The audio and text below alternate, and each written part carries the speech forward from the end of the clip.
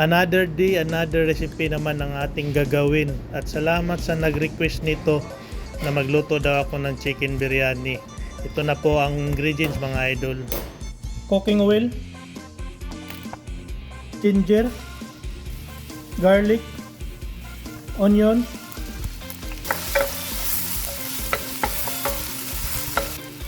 tomato, chicken,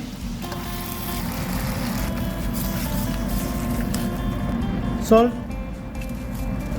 black pepper, coriander powder, cumin powder, chili powder, turmeric powder,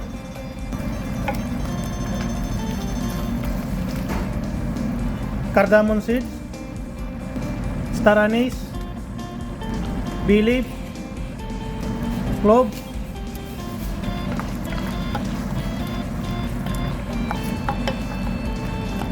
lemon juice, yogurt,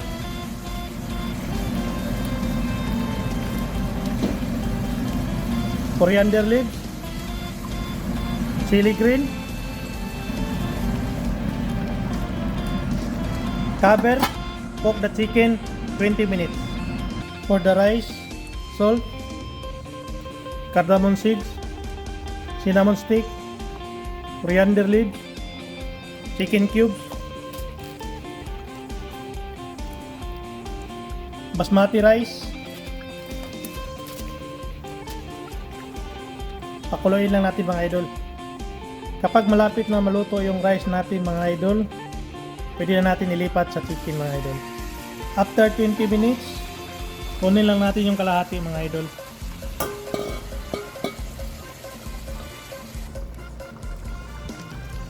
I-add lang natin ng rice, yung chicken, balik natin,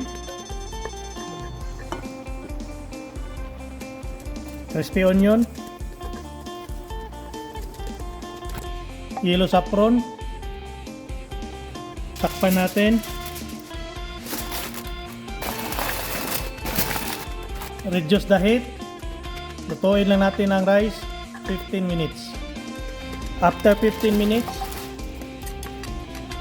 ready to serve na ang ating chicken biryani.